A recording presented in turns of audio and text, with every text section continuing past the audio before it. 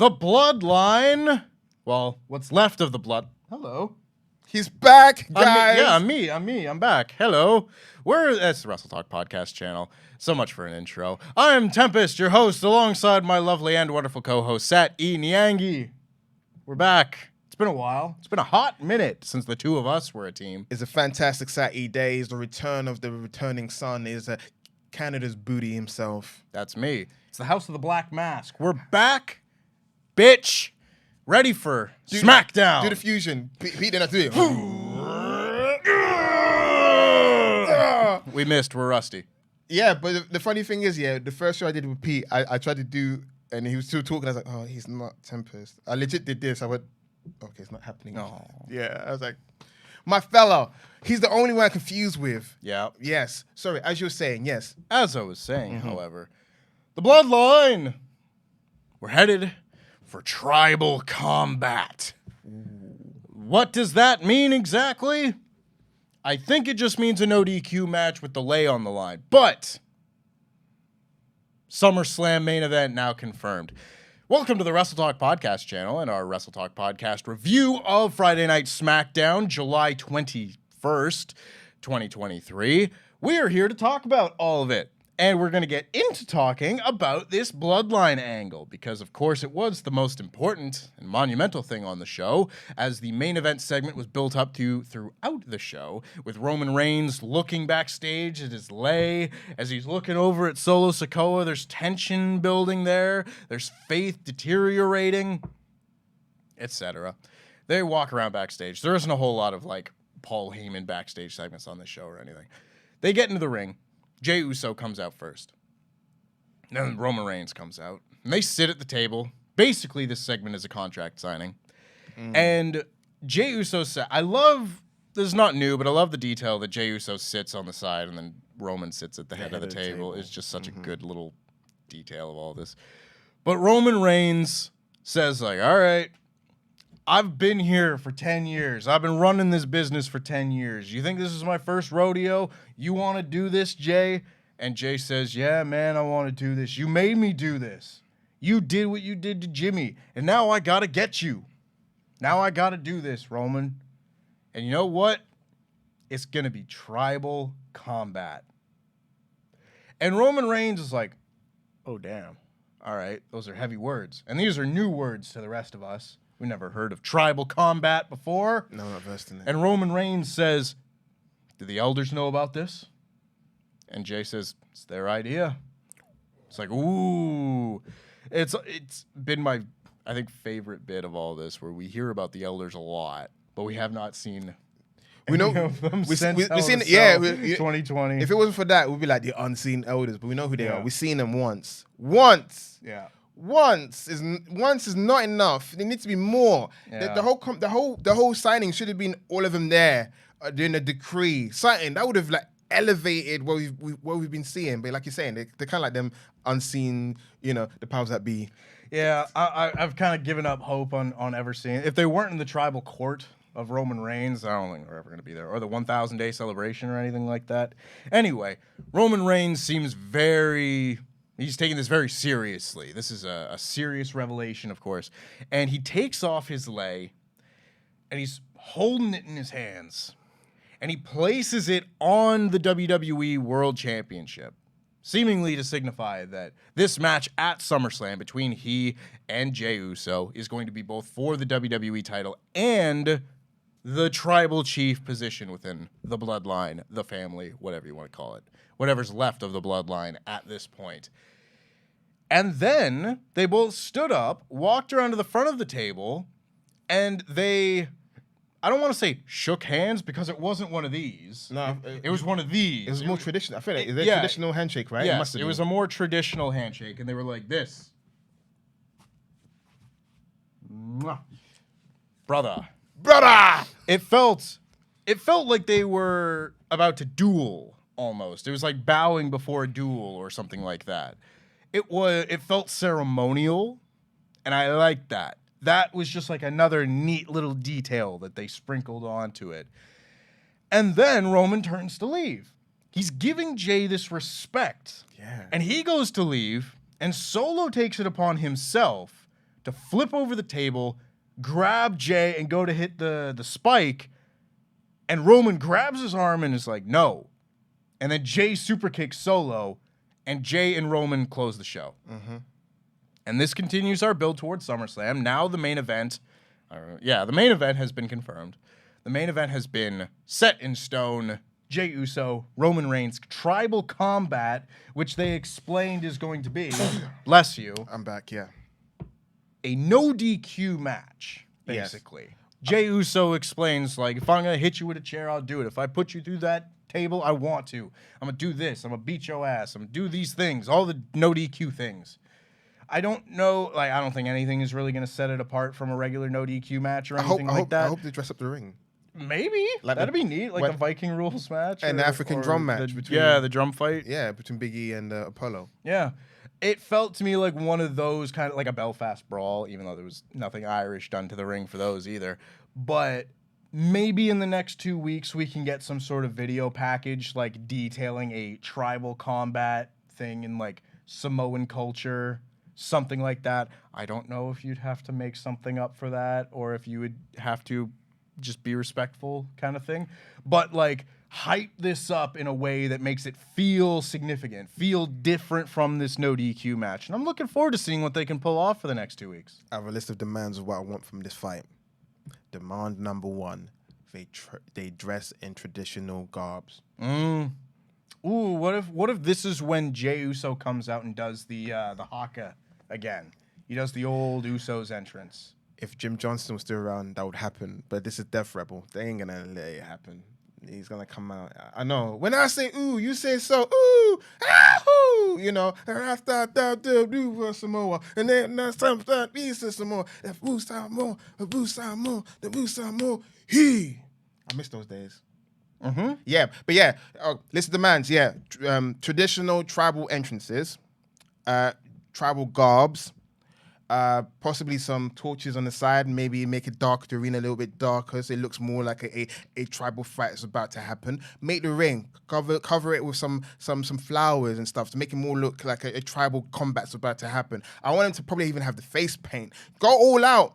I was like, go all out. If you're going to do it, like you said, to make it special, to make it stand out, I want them to go all out for their culture. I hope my microphone's up here. But yeah, that's what I would want to happen. Obviously, I'm very excited for this match. I was very excited for this match before they officially announced it, before they announced what the stipulation was going to be. Ultimately, it is the culmination, possibly, quote unquote, because I don't think this is going to be the end of the story, but it is the climax to this point of a 3-year storyline. Between them two.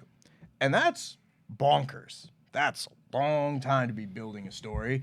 And now we're seeing what the actual month build between the two guys setting up their next pay-per-view match is going to be.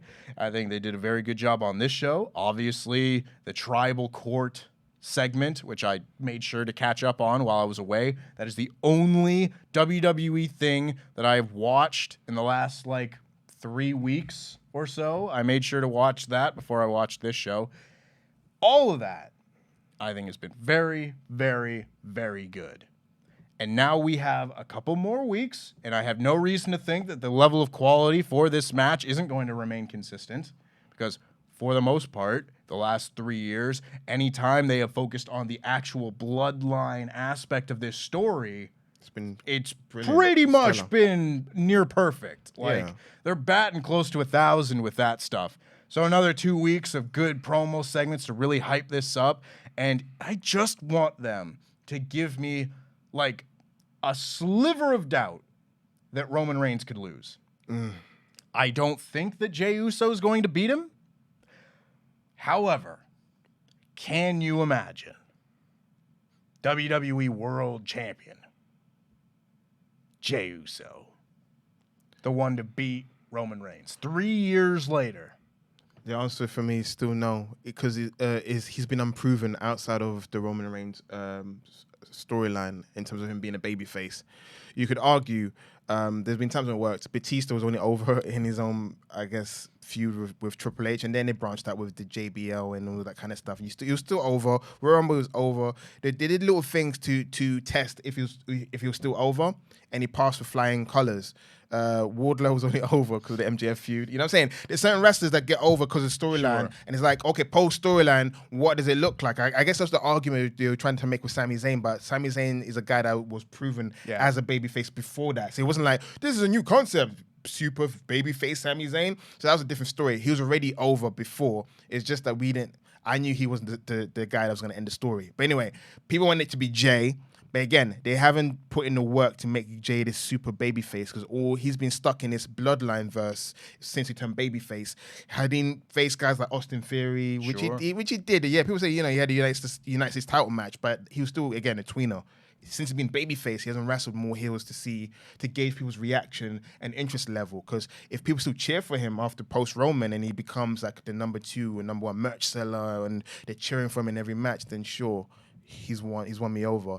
But he's still over within that storyline. So you can't be his champion and then people hate it. Then what? But for me, it's true. Then what? Who's he going to face next? Because when me and Pete spoke, we also realized SmackDown doesn't have a strong heel side either. Nope. Who's he gonna face? I almost swore. Karrion Kross? Yeah, that was the first one, and I hate saying it because he's the guy I've been trying to say, like, oh, with the right motivations, he can be great. But even I said Karrion Kross would, no. Absolutely. You know what would happen? Solo Sikoa for the next 4 months challenging for the title. They would have run it to the ground. Yeah, so the SmackDown side is horrible in terms of heels.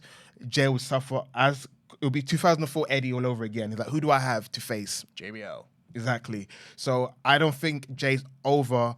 Jay hasn't been proven to be over outside the storyline. When that does happen, let him rise for the United States title and then go for the WWE title. I just don't feel like he should be champion for that very reason. They haven't put in the work to make him champion, if that makes sense. He won the tag team match because he's a great tag team specialist. That's the story they were telling at Money in the Bank. But besides that, no. I think this Roman's going to win. What I've enjoyed about this storyline is you wouldn't guess that Roman got kicked in the face by his cousins. He's been very, very cordial with them, right? Mm-hmm. If I would be out for murder if my cousins kicked me in the face multiple times and made me look like a fool. But he's been very respectful. I think he probably respects the fact that Jay's standing up to him or he's got a backbone, even though thinking for yourself within the bloodline's a no-no, hence why Solo, what he did was a no-no.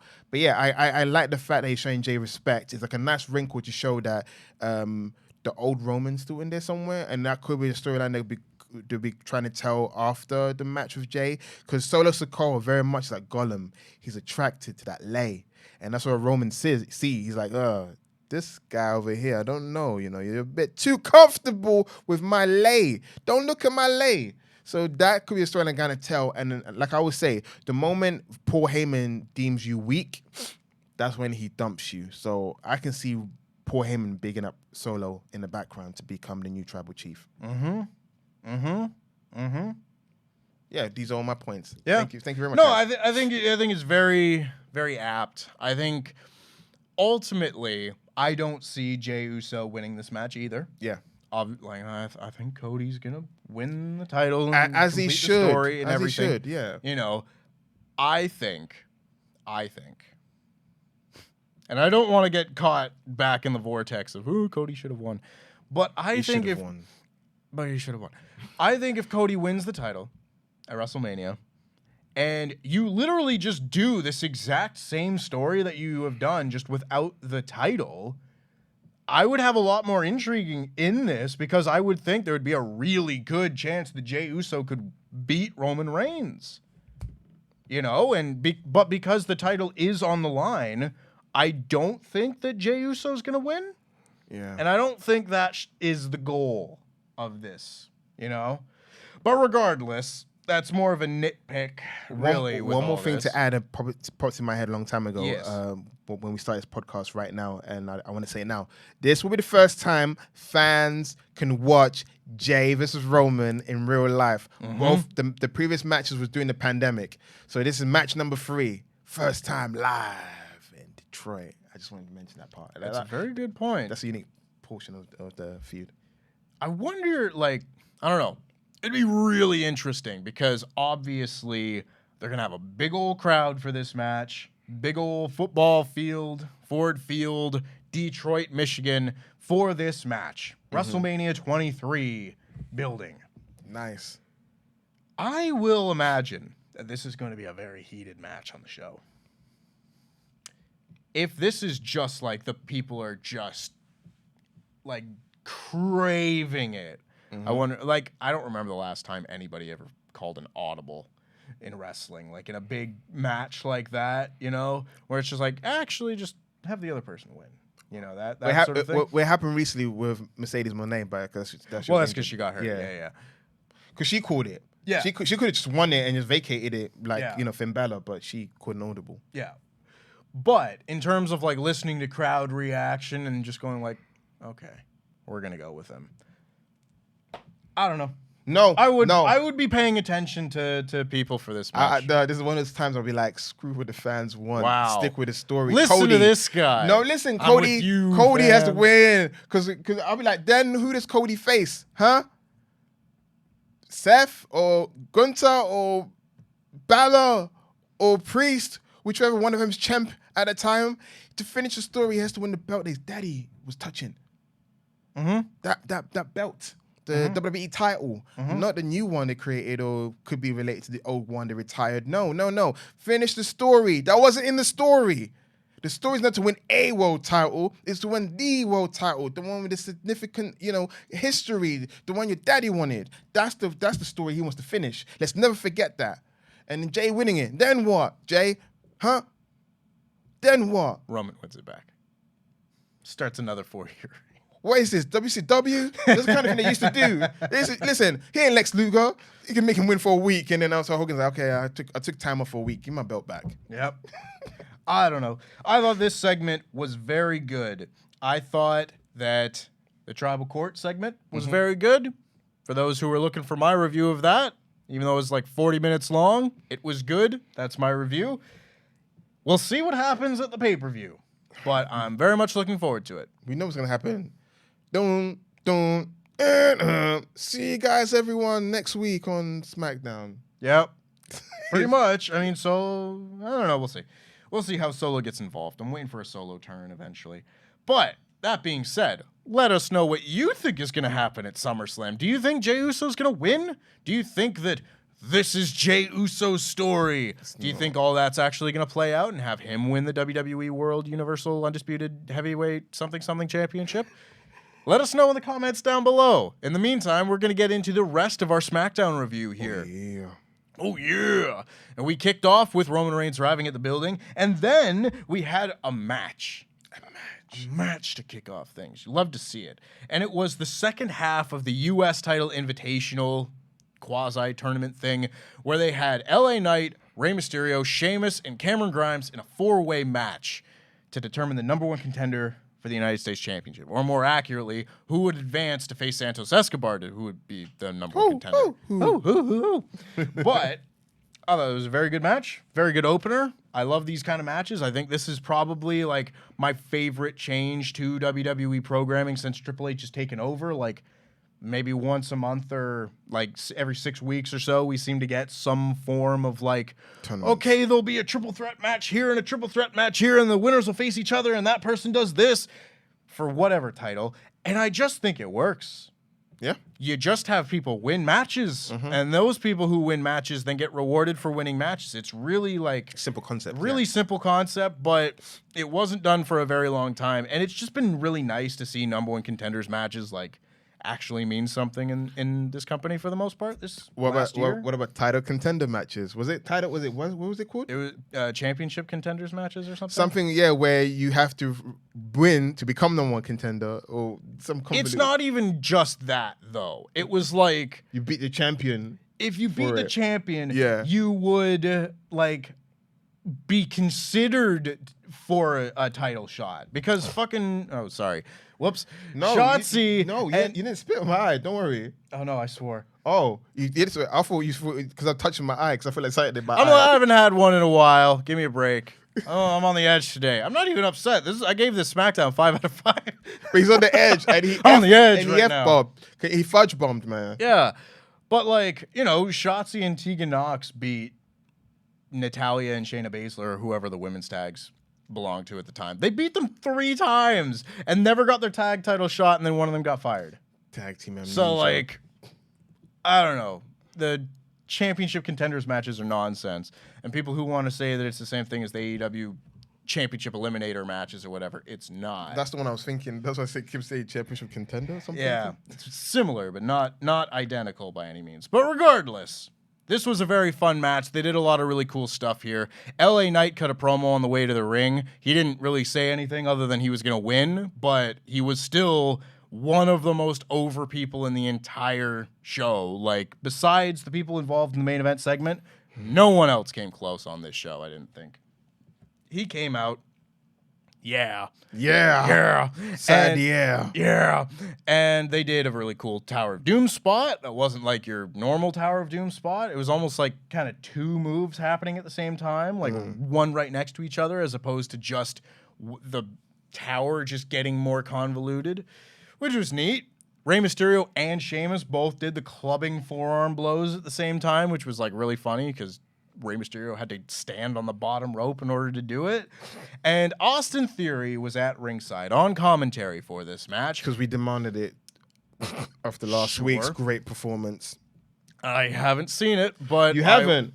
I've only seen the Tribal Court thing. I'm not going out of my way to watch Austin Theory on commentary. No. Basically, you said that he's more showing you that he's not him. He's like, who's that? Last week, dude, he was phoning it in. He could not have sounded more disinterested in talking, to the point when Michael Cole went, you gotta love this. We will hate it because it's Michael Cole. Michael Cole said, they're chanting this is awesome in this match. Wait, they're chanting this is awesome. That's something you don't hear in your match.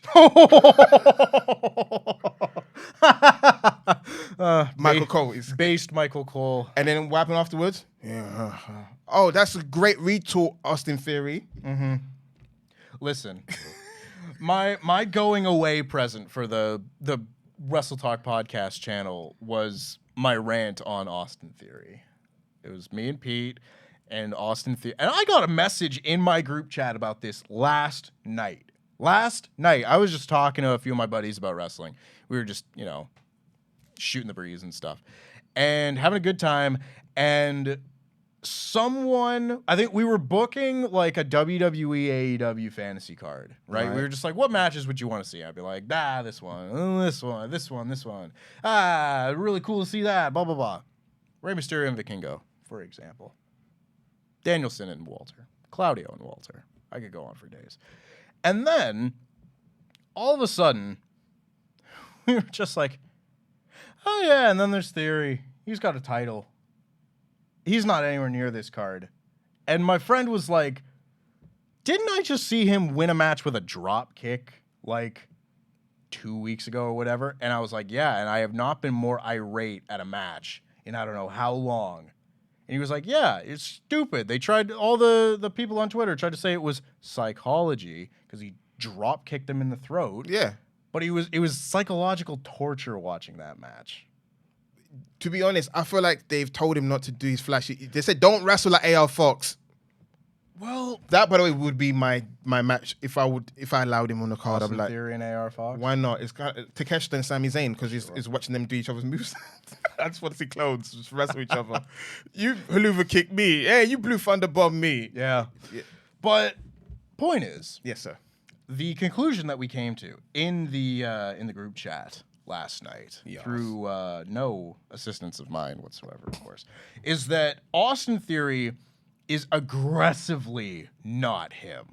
Yeah. Like, and I'm not going to reiterate my points every single time I see Austin Theory on my TV screen because it's going to be too much and I don't want to bore the listeners, but I have never seen a more create a wrestler template ass guy. Yeah, I'm with you. Someone said, I love Cena circa 2002. Let me just bring him back to life. But what hurts Theory right now compared to previous time when he was Vince's boy, the egg, the selfie guy, whatever, what hurts him right now is you got guys like Logan Paul and Grayson Waller doing something. I'm not saying it's similar. It just they all play douchey. Yeah, They all cocky douche heel. better. Yes. They're doing it better. So when you got Austin Theory, you're like, oh, awkward, dude. And it's not even like it's not the same gimmick, obviously, Yeah. as like they're all different. But you've still got like LA Knight is there, who at the time of this recording is still technically a heel. Yeah. Despite being massively popular and everything. Yeah. But a cocky heel who talks more than he wrestles. I feel like he's in that Bad News Barrett thing where we want him to turn, but the company's like, no, we're stubborn. I mean, that is a topic for another time. Also this match, but regardless. Point is, yes, sir. There are so many people that do what Austin Theory does better than Austin Theory. Amen. And yet I have been watching Austin Theory with this US title for like 9 months now. And I'm kind of sick of it. I kind of been sick of it. Man beat John Cena at WrestleMania and got worse. Cena said that was going to happen. Yeah. Cena said you beat me, you're still going to lose. And that's another thing he did on commentary. I beat John Cena at WrestleMania. So help me God. He said it 4 times.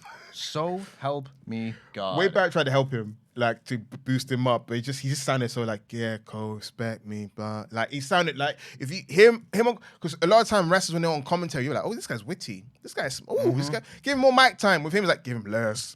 Yeah. Every time I see Austin Theory, I want to see him less. Man, I knew this was going to happen when I was in the goddamn crowd at NXT TakeOver Toronto 2, and they showed him in the crowd, and no one made a sound. No one knew who he was. Of course, no. A lot of people watch Evolve that time. I don't know. Still, it's an NXT. I knew the name Austin Theory. I didn't recognize him. Exactly. I read magazines. NXT TakeOver crowd, like you'd think that they're like smarter than your average bear, but nothing. And I was like, damn, that's our guy in the crowd for the TakeOver I was at. Sad. But yeah, the ending of this match, because I feel like we talked too much about Austin Theory, and you're lucky Austin Theory. I had to find something negative to talk about on this show, clearly, so we just picked on Austin Theory again. And I hopped on as well, which I don't usually do. Yeah. Mr. Positivity over here. Because the point is, yes, what I was going to get into. Yes, oh, sir. God, there's an Austin Theory match on this show, too. We haven't gotten to that bit. So, anyway. Austin Theory takes out Rey Mysterio in this match. Yes. Now, granted, I missed last week. Did Austin Theory have a run-in with Santos Escobar in that 4-way match? No. No? Nothing to prompt this? He just decided he didn't want to face Rey Mysterio? Yeah. All right, this show's stupid then. Never mind. Nothing. No. I see no reason for this. Why would he not be ducking Sheamus then? Because they have history at least. They have a thing going. Like he would have more of a reason in my mind to be ducking Sheamus, trying to keep him from winning this match than Rey Mysterio. But then we wouldn't have been able to book our Santos Escobar match. He's moved on. Anyway. Yeah, he takes out Rey Mysterio for a brief moment, and Santos Escobar comes out and runs Austin Theory off. And then Rey Mysterio just hits a 619 and pins Cameron Grimes for the win anyway. This was a very good match, much better than I've made it sound, of course, because I spent the whole match talking about how Austin Theory sucks. But this was a very fun match. I love it whenever WWE does these like 4 ways, 5 ways, any kind of multi-man match with like really top-level mid-card guys. And it feels crazy calling people like Rey Mysterio and Sheamus and everything mid-card guys, but unfortunately that's what they are Upper right now. mid. Upper mid, you know, legends, former world champions, but not in the tippy-top main event scene right now. But anyway, very good match. Next week, we're going to see Santos Escobar versus Rey Mysterio. That's exciting. I'm well excited to see that. So there's a lot of minds about this because that's one match that I'm very much looking forward to seeing. And we have been talking on this podcast for a very long time about how we want to see Santos Escobar get a push. Yeah. And so we are. We're seeing him get a little push. I hope he beats Rey Mysterio. Me too. I don't know if I want this to be like the heel turn breakup of the LWO It won't be. match. It won't be. But if this could be some sort of beginning of a thing that could potentially lead to like Santos Escobar versus Rey Mysterio at WrestleMania next year, That means Rey Mysterio wins this match. perhaps. It's Rey, right? Because Rey's going to win it because he's that guy where he'll lose for a bit and then all of a sudden, it's Rey Mysterio wins, he's number one contender. And then he'll probably beat Theory and probably... That's fine with me. No. Again, this is fine. But then again, because Rey Mysterio, he could also lose to Theory. Yeah. You know what I'm saying? Yeah. But if Santos win, you're like more likely you might get a new winner. But then again, we're going to talk about the match later than that result. But yeah, I do think if they're going to do the whole Santos Escobar's going to turn heel on Rey Mysterio, he has to lose, which I don't want. But at the same time, I don't mind because it's Rey Mysterio. I think you could find different ways to do it. I think you could. Where Tim's become cocky and arrogant, but I just feel like it's more like he respects him, but he lost to him, and that's I guess the Eddie thing that always runs into my head. Like when Eddie lost to Ray, he went crazy. Yeah, he went crazy. That's fair. Also, the other talking point here, because he doesn't show up on this show again, it is worth noting that while we are excited for the prospective push of one Santos Escobar, we're still waiting on LA Knight here. Oh, yeah. And I am doing my best to be a patient boy. I am doing my best because I was told that good things come to those who wait. And that's fine. I can understand having your plan and wanting to do a thing, for sure. However, he's undeniable right now. And they are denying him. And I think that is just silly. So the thing is, yeah, I'm worried about denying him, right? It can go two ways. The Daniel Bryan way or the Zack Ryder way. Yup. Eventually, people will stop chanting. Yeah. It happened to Zack Ryder. It was sad. Yeah. Like, good things come to those who wait, huh? How long has Rusev been waiting? How about Damian Mizdow and Zack Ryder? And you know what? I'll put Mizdow on the same boat as well. Like, they didn't go with him at all. Nope. They just kept him lower card. I equate that to Zack Ryder, where he got over when he shouldn't get over, and Zack Ryder got given the United States title and he was cucked in the end. LA Knight, stay away from being given Tiffany Stratton as a potential partner on screen. It's not going to end well. Grayson always has to steal her like she stole her in NXT from you. John Cena's not your friend. Yeah, John Cena's not your friend as well. Yeah, stay away from any promises of anything but a title. Just don't fall for it. Yeah. Okay, I'm with you on that. He had his entrance. It seemed like it was his night. It wasn't his night, and now we're told to wait till after SummerSlam for it to be his night. LA Knight. It's not his time yet. I'm with you because it's like, oh, you know, Money in the Bank. They've got a stronger story with the Judgment Day. Sure. United States title was there. I guess they want a Latino champion. Sure. Then what? You know what I'm saying? It's like because in order for him to progress, he has to beat big names. Because he needs to move up. One of the arguments was made against him winning Money in the Bank is how his win-loss record is appalling. Yeah. And I was like, then start giving some wins. Yeah, whose fault is that? Book him. Book him better. Like, it's not I'm just losing selling well. my mind here because, for God's sake, we were watching that god-awful Bray Wyatt LA Knight feud, and we were loving LA Knight every single week and not really enjoying much else. Yeah. And we were just like, just wait until this stupid feud is over and LA Knight can be free of this guy and maybe he'll do something. And then no, he wasn't getting any wins. He was losing to Xavier Woods on SmackDown. You lead into WrestleMania. He loses the Battle Royal. Everyone's going out of their mind chanting for LA Knight ahead of WrestleMania. Isn't on WrestleMania. We're like, okay, WrestleMania's done. Maybe they'll push him now. We get through. No, we got to wait for the draft. We got to wait for the draft. We wait for the draft. No, we're still not getting okay, maybe he'll win. No, he's not going to win Money in the Bank. We got to wait for after. We got SummerSlam. No, we got to wait for after SummerSlam. Christ. You will kick this can down the road until you kick it off a cliff. Like, I can't wait for partsFUNknown. Top 10 times they could have pushed LA Knight. Number 10 against Bray Wyatt. Number 9, WrestleMania. I can't wait for that. That would be funny if you did. So, get to it. TikTok. Backstage, Theory is walking around angry, and he goes up to Adam Pearce and says, "Who does Santos Escobar think he is?" Theory says he has every reason to be out there and wants Escobar tonight. Pearce says, "All right, I'll give him a title match," which doesn't make any sense. What? He's in a number one contenders match for a title match, and you're just going to give him a title match. I hate this man. You do? He's got a dirty ass. Dirty ass Pearce. I'm going to get sued one day because of this. Pearce says, okay, like, fine then. And Austin Theory's like, no, not like that. I just want a non-title match. And Pearce is like, all right, fine. Why would Theory want a title match? He was too lax with that, though. He gave title matches like candy, while Bianca Belair had to run through hoops. Yeah. You know what I'm saying? Like, oh, I can't do that, Bianca. Why not, Pearce? And now, why not? Yeah, sure. The guy in the number one contender match. Yeah, I could give him a title match. What? Guys in the locker room, just go up to Adam Pearce and just confuse him for a bit and ask for a match, and he'll make a title match without you even actually asking. You know, I have been bang apathetic about Adam Pearce for like most of his time as an official. Like I haven't liked him or strongly disliked him. I like him. I think at times I think he has been good. Like when he's modern day Jack Tunney. He's just there. He's not. Sure. He's not the show. Because remember, when you're back in the days. Sure. Back in the old days, if someone was an authority figure, they were the show. They'll cut a promo. They got backstage segment. They got assistant. This, that. Don't get me wrong. I prefer this over the authority, over Stephanie McMahon running the show To the ground. into the ground for 5 years, And they blamed it on Corbin. LOL. I prefer what we've got over that. However, Of course. Adam Pearce looks like such a bitch half the time now.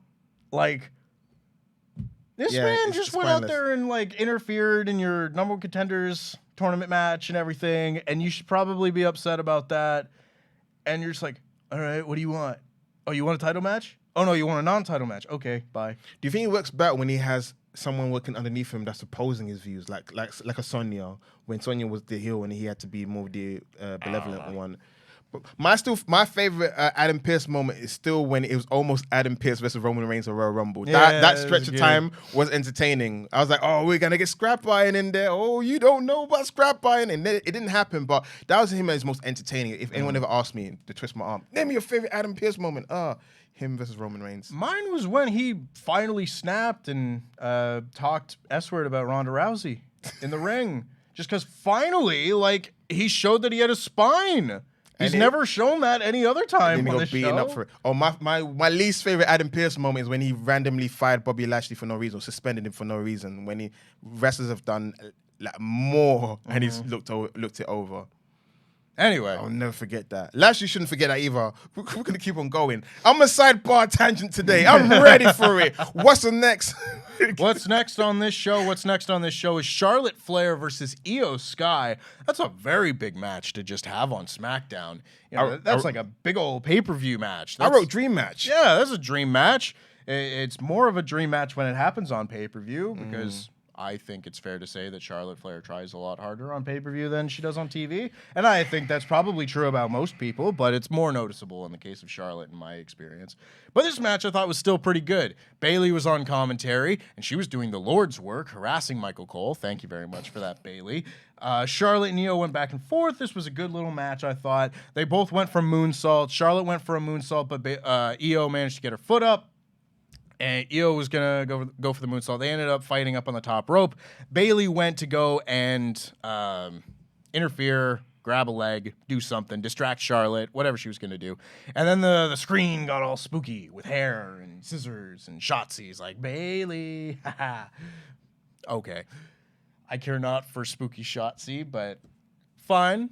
It's a continuation of that story. Whatever it does, it drives Bayley to the backstage area, and it allows Charlotte Flair to hit the natural selection on Iyo Sky for the win, a finisher that I do not like. The reverse blockbuster. I like it. It always just looks really low impact. To be a KO move, yeah. Like, I get what it is, for sure, but it's better than a roast plant. I'm sorry.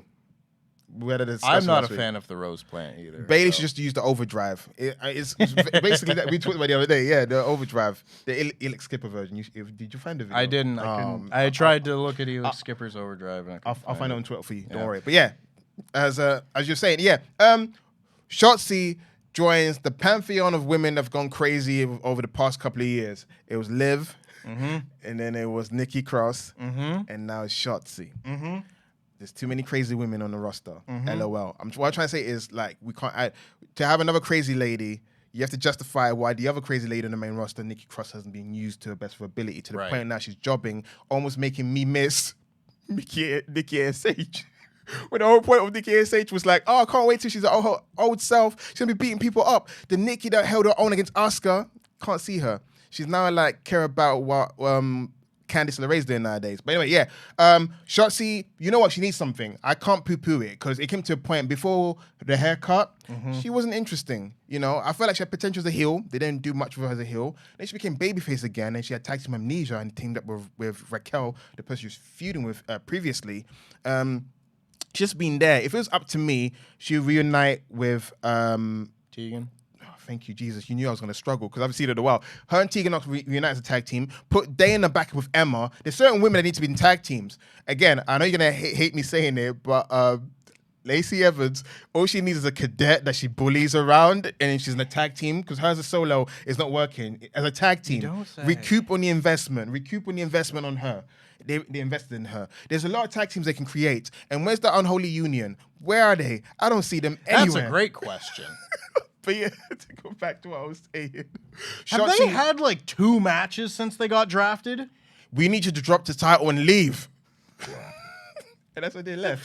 Oh my God. Anyway. Yeah, what I was trying to say is this, let's see where it goes. Yeah. So far, she's terrorizing Bayley, which is good. Bayley's afraid. She wasn't afraid of her before. They treated her as a joke. And then it could reignite something. Something! Yeah. I'm excited about something. Yeah. Yeah, I thought this was a good little build for SummerSlam. After the match, Asuka came out and she stood tall over Charlotte. It was a good little match, I thought. I don't think that, like, I'm never one to be a fan of giving someone the Money in the Bank briefcase and then beating them like a drum. You know, like, they've done that so many times with so many people because they're like, well, they'll just win the world title and then they'll be over again. Like, they did with Daniel Bryan, and they did it, like, so many people. They never did it with Edge. Edge actually built him. It made sense. The guy beat Shawn Michaels in the beginning of the year. Like, it was on a trajectory. Then he won the Gold Rush tournament. The guy was winning. So by the time he beat Cena, I guess because the way he won it, it made him look like a chicken, Sharon. That's a new word. Sharon replaced the other word. So yeah, he looked like a chicken Sharon in that match. And in the Royal Rumble, he got beaten decisively. So you're kind of like, oh no, he's not it. Then the Foley feud rebuilt him. But yeah, in this kind of situation, you need to build a wrestler. You can't be like lose, win. And then you then do the work when they're champion, or you do the work before they're champion. So when they win, it's undeniable. It's like, yay. We knew you can do it. Yeah. Not like I'm struggling, like with Jack Swagger. I'm struggling to see you as a main eventer. That being said, Iyo Sky doesn't have a title match at SummerSlam. Charlotte does. This is a big win for Charlotte as she's building towards a big match at the biggest show of the summer. So if you're going to beat them, at least they get beat by the biggest star possible who's en route to a championship match. That's a good logic. Or you could have went for a non-finish. I don't know. Yeah, could have done, but I'm not that bothered by it. Dominik Mysterio's backstage with Rhea Ripley. Glad the draft happened. They're interrupted by Butch after a quick interview about being the North American champion and how Rey Mysterio can try and win the U.S. title and be the champion of the United States, but I'm going to be the champion of North America. Got Canada in there. And they get interrupted by Butch, who says, hey, give me a shot at that North American title. And Dominik's like, no, I don't have my gear. And Shawn Michaels walked in and was like, too bad. You're doing it anyway. And so they set a match for later in the night. Raw guy defending an NXT title on SmackDown against a SmackDown guy. Maybe because the belt is, doesn't have a jurisdiction. They can go anywhere. The NXT title doesn't have a jurisdiction? That's wacky. We're going. I don't think you're wrong necessarily. You're doing your best. I have to fill in the blanks. Yeah. If not, my head hurts. After that, Roman Reigns was backstage with Solo Sikoa. He was just looking at the lay-in, then back at Solo, and he was very conflicted. Dominik Mysterio defended the North American title against Butch, and if you want to guarantee Dom can have a good match, and I don't think it's not like it was a couple of years ago or even like a year ago where Dominik in the ring was just like, oh, God, please go spend some more time. I wonder what I was watching. The whole time I was thinking, he's okay. He's okay. And the people were like, he's god-awful. He's the Sharon. And I was like, what? He's in tag team matches. And he had a great match with Seth. And the people were like, yeah, that's the only time he was good. Yeah. And I was like, what? He can... And then again, I was too late to the fact that he apparently couldn't work because he started getting better by the time I did start to notice. I was like, hey, look, the Michinoku driver. Yeah. That being said, if you want to guarantee that he's going to have a good match, Butch is a good person to put him in the ring with. And sure enough, this was a fun little match. There were a lot more kind of like, I don't want to say smoke and mirrors, but there was a lot happening in this match. Ridge was at ringside with Butch. Pretty Deadly came down to the ring. Elton Prince, of course, has dislocated his shoulder or something. You know who he is. Yeah, I know him now. It was because of you. I know that Kit has brown hair. Anyway, Elton Prince is in a wheelchair as well, just to sell. And they're going down to the ring. They're yammering about what's going on. Rhea, of course, is down there for Dom. And eventually, Ridge ran off Pretty Deadly. Elton Prince just got out of his chair and ran away, which was funny. And in the ensuing distraction, Rhea managed to trip up Butch, allowing Dom to push him into the post. And then he kind of like fell through the ropes, but not very far from the ropes. So Dom like tried to pin him, but the referee was like, "I'm sorry, this doesn't work," which is always just like, oh, that's the finish, and it can't be. So they kind of had to like roll it a little bit further into the ring and then try again. So the finish was a little wonky, but the actual work here was obviously quite good. It's Pete Dunne. How could it not be? But yeah, this was your strange little NXT title match here. And I also learned on Twitter today, I forget who tweeted out this stat, so I apologize for that, but Dominik Mysterio became the first person to have the main event match on Raw, SmackDown, and NXT all in the same week. Oy, Dirty Dom, Dirty Dom, Dirty Dom, driving that nickname to the ground. Hey, congratulations, ex-con Dom, which was my favorite one. It wasn't quite like the main event of SmackDown because it was obviously the main event match that we saw, but in terms of the final, or the main event segment rather, the terms of engagement, but it was the final match of the show. Title match for the NXT North American title. So big props to Dom for that. That's a little thing that he can put in his cap and sing the praises of for the next 10 years. I was the first person to do this. It's his little talking point. And although, did I skip something here? Because I don't Lashley. No, hang on. Where is it? There it is. I skipped over a match. Yeah, Santos Escobar beat Austin Theory. Because I was like, I know we have a rant to go through still. And I think I've pretty much blown my load about Austin Theory. Yeah, we did it early. So if you want to hear the rant about Austin Theory, just rewind back a bit. Yeah. But I mean, that being said. Yay, Santos. Yay, Santos. Yeah, they had a fun little match here where Santos just won clean with the Phantom Driver, just pinning the U.S. champion clean. And, I mean, if that doesn't mean he's the number one contender. I don't know what he is. I don't know what it is. He's got to win another match first. But clearly, Santos Escobar is getting a solid enough push. About time.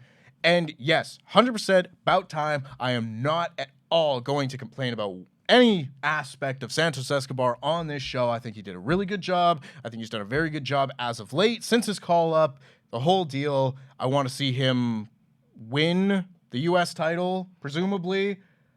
I'm done with this Austin Theory fella.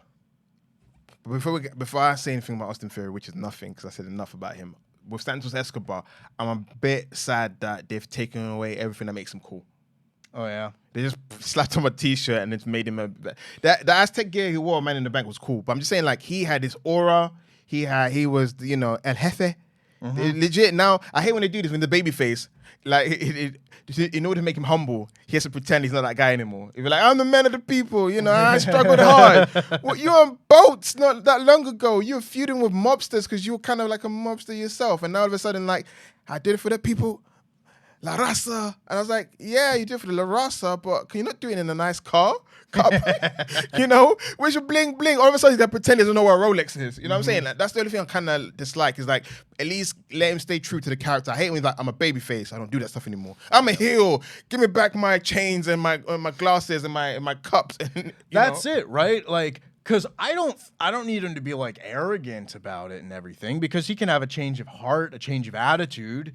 But I don't see why Rey Mysterio couldn't be going over a game plan in, like, the Legado del Fantasma lounge that they had, where they're all, like, drinking whiskey and smoking cigars. Right. And just, like, being the coolest people on the brand. Work for Hurt Business. It works, I don't see why you couldn't do that and also be baby faces. Maybe there will be the people that argue, like, oh, look at them. They have all of this, like, luxury. They can't possibly. Why not? Ray, they're cool. Look at Rey Mysterio. He comes out in like a Gucci mask. I'm about to say, Ray's a clothes hole. He's a hole for clothes. And colognes. And he's cool. Yes, and his DVD. If you've seen his DVD in Confidential, my guy's got a whole collection of cologne and he breaks it down. He goes, I got this from there, and I got this from there, and I got this mask and blah, blah. Rey Mysterio loves his clothes. Let's not pretend he's a pauper, okay? You know, like, again, he matches with the luxurious nature of LDF. Yes, I think it would be a perfect fit. But unfortunately, that's not what we're getting. That's why I feel like as much as I love Santos Escobar, I feel there's a slight disconnect with him in the crowd because they're not seeing him at his best. It's kind of like, you should cheer me because I'm wearing this cool T-shirt. This T-shirt's cool, you should cheer me. It's kind of like, no, he's got more pathos than that. It's just a bit of one note. But again, that's my only nitpick because I know how great he is and how great he was as a sympathetic babyface in NXT because he cuts great heartfelt promo. I think that's what turned him into a babyface. But don't lose the things that made him cool in the first place. That's what I'm saying. Agreed. We'll see who's going to win between Rey Mysterio and Santos Escobar next week, where we see who will go on to face Austin Theory for the United States Championship, presumably at SummerSlam.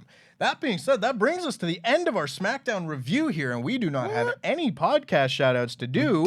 It is a little too late in the month for old Satin Tempest. So yeah, it is. But I'm doing True Heel Heat today. Let me see, what time is it? Because it's American jargon, because I only know British talk in terms of what time we do things. But I'm on True Heel Heat. The time is, I will be there at 11:05 a.m. Eastern time. I don't know what that jargon is. I don't know what translates to English time. But look out for True Heel Heat. I'm on there with my old tag team partner, SP3, which did an NXT podcast together. So yes, check me out, True Heel Heat on YouTube. Mwah. So that should be pretty much right after this podcast finishes if you're watching it when it goes live-ish at 3 p.m. UK time. And go home, yeah. Yeah, make sure. Oh, Sat, you're still here. Oh. That being said, we will bring our SmackDown review podcast here to a close. Make sure, of course, that you like this video. If you haven't already, subscribe to the WrestleTalk Podcast channel. Get us ever closer to our next subscriber goal. And ring that bell so you stay notified for all of our podcast needs. That, of course, is our show. Thank you very much, Sat. Welcome back, my friend. Welcome back. House of the Black Mask. The house always wins. See you next Saturday. See you then. I don't know why we're doing the bar thing. Because we are the bar. We are the bar of chocolate.